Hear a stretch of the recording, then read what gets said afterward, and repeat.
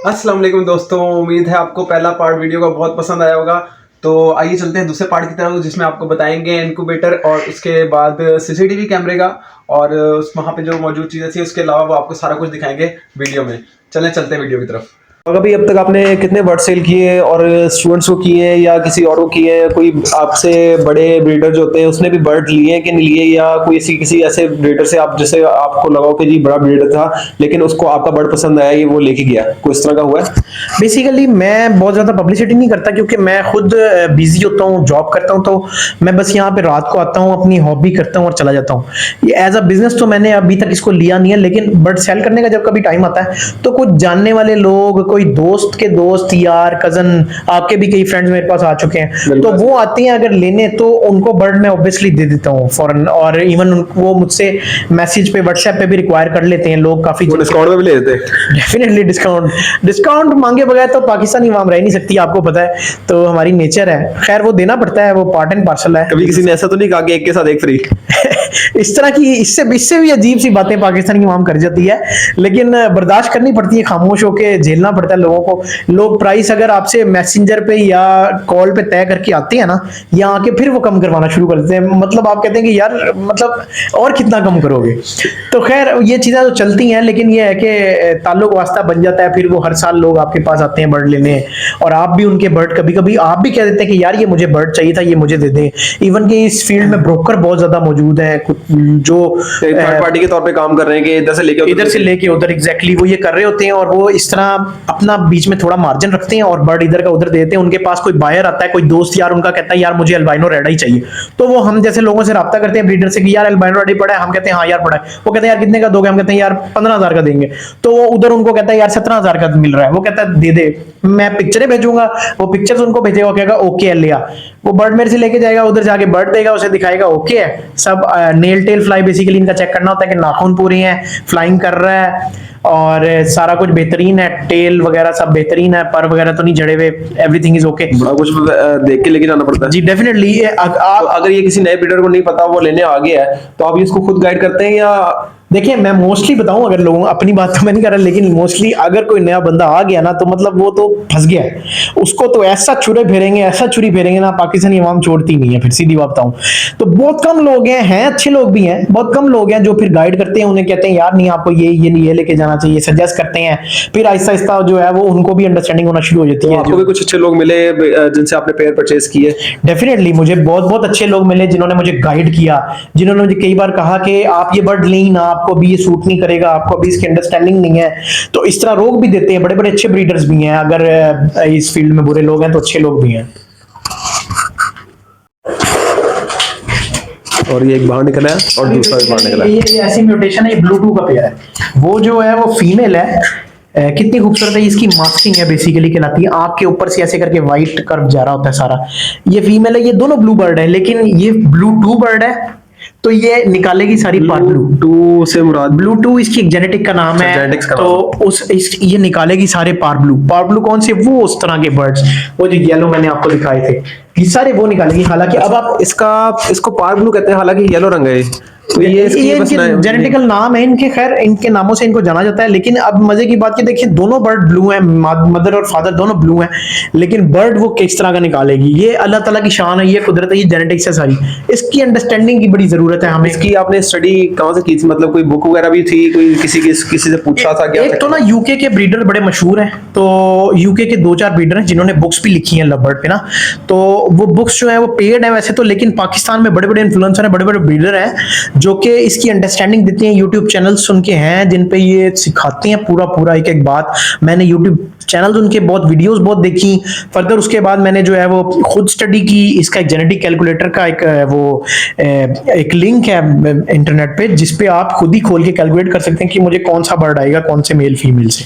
तो इसके अलावा ये दाना आपने डाला हुआ है, इसके अलावा भी आप कोई दाना डाल रहे हैं या सिर्फ यही है? इसके अलावा बेसिकली दाना होता है जिसमें ना दालें होती हैं, डाल के देते हैं।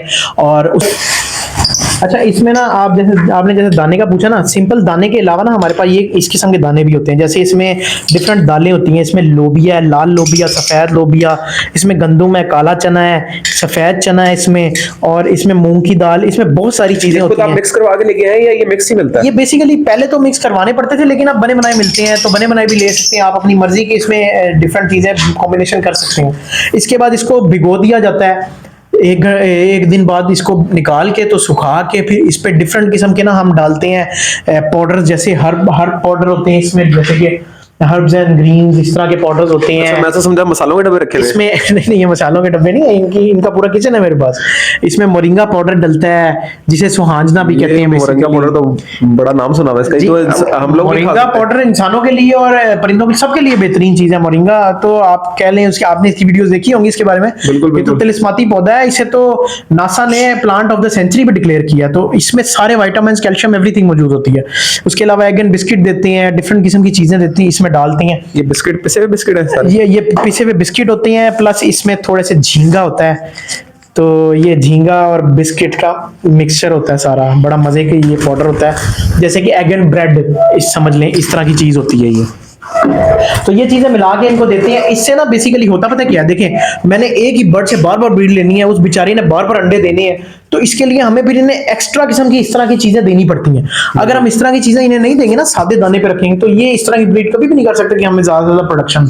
तो ज्यादा प्रोडक्शन लेने के लिए इस तरह के काम करने पड़ते हैं, थोड़ा एक्स्ट्रा उन्हें देना पड़ता है। ये देखिए, ये सारा गंद जो मचाया उन्होंने, ये सारा ये दाना ज़ाया किया हुआ है। अभी ये दाना जो ज़ाया हुआ है, ये कोई इस तरह की मैंने सुना था मशीन वगैरह होती है जिससे दाना छान के आप उसको दोबारा दाने को आप यूज में ला सकते हैं। बेसिकली होता है ये तो, खैर ये तो जो है ना ज्यादातर फोक है। लवबर्ड जब दाना खाता है ना, तो उसका तरीका ये होता है कि वो उस पे से छिलका उतारता है और अंदर का दाना खाता है, छिलका फेंक देता है। मतलब इतना हुनर है, सिर्फ एक चोंच से ही वही सारा काम करता है। तो ये सारा फोक है जो वो फेंक देता है मोस्टली। और कुछ दाना भी है, क्योंकि शरारती भी होते हैं, तो चलते कूदते हैं दाने के पॉट में ही, तो वो दाना भी नीचे फेंक देते हैं। जो जमीन पे गिर गया हम उसको तो नहीं क्लीन करते, ऑल्दो जो बर्तन में रह जाता है हम उसे साइड पे इकट्ठा करते जाते हैं। तो फिर हमारे पास एक मशीन है छोटी सी, उसमें उस दाने को डालते हैं, वो पंखा चलता है, हवा फोक वो साइड पे कर देता है, दाना साइड पे हो जाता है, तो हम दोबारा दाने को रीयूज कर लेते हैं। बेसिकली इसका पर्पज ये है कि अब दाना बहुत महंगा हो गया। मैं आपकी बात को काट रहा हूँ, आपने कैमरा लगाया हुआ है, वो आप वो किस पर्पज के लिए लगाया है? रात को भी आप देख रहे हो तो इतनी पक्की हॉबी लगी है आपको, किसी रात को देख रहे हो? रात से ज्यादा ना पर्सनली बताऊं आपको, मैं ये ऑफिस में देखता हूं, क्योंकि ना कुछ बर्ड्स का मैं पेयरिंग करता हूं, कुछ बर्ड्स को मैं लगाता हूं ना, तो ये बड़े नखरीले होते हैं। इनका लवबर्ड नाम इसलिए मशहूर है, ये अपनी मर्जी का पार्टनर चूज करते हैं, अदरवाइज ये हर किसी के साथ पेयर अप नहीं होते। तो इनकी पेयरिंग जब मैं करता हूं, तो फिर मैं ना कैमरे में ऑफिस में भी बैठा देख रहा होता हूं कि यार इनकी पेयरिंग हो गई है। ह्यूमिडिटी मीटर है ये, आप ये बेसिकली इसलिए लगा हुआ है, ये दो चीजें बता रहा है। एक तो ये बता रहा है टेम्परेचर क्या हो रहा है, वो इस टाइम नियरली 20-21 हो रहा होगा, और उसके अलावा वो ह्यूमिडिटी बता रहा है जो 70 के करीब हो रही होगी। आजकल बारिशें हो रही हैं, तो ह्यूमिडिटी बड़ी जरूरी है। वो जरूरी इसलिए कि अगर वो रेंज से बाहर हो जाए ना, जैसे 45 से 75 के दरमियान नॉर्मल होती है, अगर वो इससे बाहर होगी ना, तो होता ही है कि बर्ड तंग होना शुरू हो जाता है, अंडे खराब होना शुरू हो जाते हैं। तो ह्यूमिडिटी मेंटेन करना बड़ा जरूरी है। बिल्कुल ऐसे ही है, हर चीज पे असर आता है, तो ह्यूमिडिटी मेंटेन करना जरूरी है। प्लस टेम्परेचर जो है वो तो देखना ही पड़ता है, अगर टेम्परेचर ज्यादा कम हो जाएगा या ज्यादा हो जाएगा तो हमारे लिए परेशानी। अच्छा, मैंने देखा आपने कैमरे का रुख इसी मीटर की तरफ किया हुआ है, आप ये भी देख रहे होते हैं, ऑब्जर्व कर रहे होते हैं कि हमने गवर्नमेंट। ये आपने बिल्कुल सही नोट किया। बेसिकली मैं ना ऑफिस में भी बैठा देख रहा था कि इस टाइम मेरे बर्ड रूम का टेम्परेचर क्या है और बर्ड रूम में ह्यूमिडिटी का क्या माहौल चल रहा है, तो वहां से भी मेरा डाटा मेंटेन होता रहता है। तो मेरे माइंड में रहता है कि अच्छा क्या चल रहा है, ऑन एवरेज क्या चल रहा है, तो उसके हिसाब से मैं आगे मेजरमेंट करता हूं,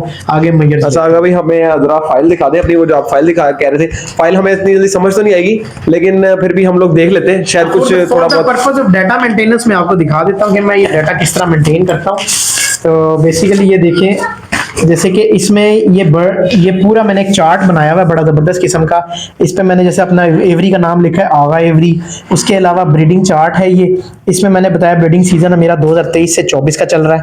मेल इसमें अल्बाइनो ब्लैक आई है, फीमेल इसमें अल्बाइनो ब्लैक आई है। केज इसका फला नंबर है 5, और ये मेरे एग्स की डेट्स आना शुरू हो जाती है कि एग पहला एग आया। अगर आप केज चेंज करते हो तो इस पे ये दूसरा चार्ट लगा। जी डेफिनेटली। वैसे केज हम नॉर्मली किसी पेयर का चेंज नहीं करते, क्योंकि केज चेंज होता है तो पेयर जो है ना वो डिस्टर्ब हो जाता है। जैसे मैं आपका घर चेंज कर दूं, आपका बेडरूम चेंज कर दूं, आप परेशान हो जाएंगे ना, बिल्कुल ऐसे कुछ ही। दिन तो आप सेटल ही नहीं, सेम इसी तरह बर्ड के साथ होता है, तो वो सेटल डाउन नहीं होते।